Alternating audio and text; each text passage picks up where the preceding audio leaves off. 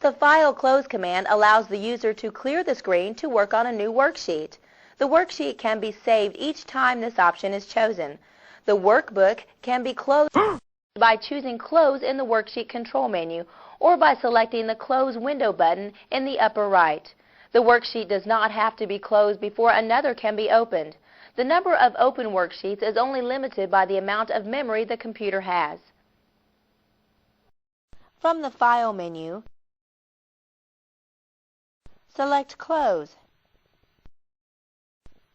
Notice the screen is blank, and we are ready to open another workbook or create a new workbook. Click on the New Workbook tool on the standard toolbar to create a new worksheet. It is the first button on the left.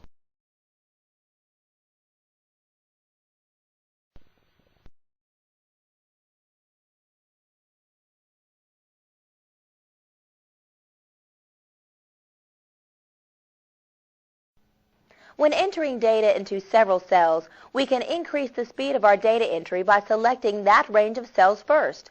Once we have selected the range, use the Enter and Tab keys on the keyboard to move from cell to cell while keeping the cell selected. It is important to remember that using the arrow keys on the keyboard or clicking the mouse will deselect the cells. Highlight the range A1 through C5.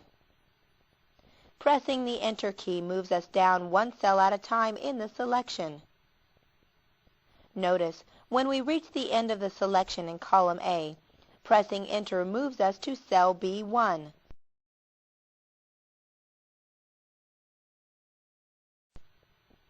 Holding down the Shift key as we press Enter moves us up one cell in the selection. Pressing the Tab key moves us to the right one cell in the selection.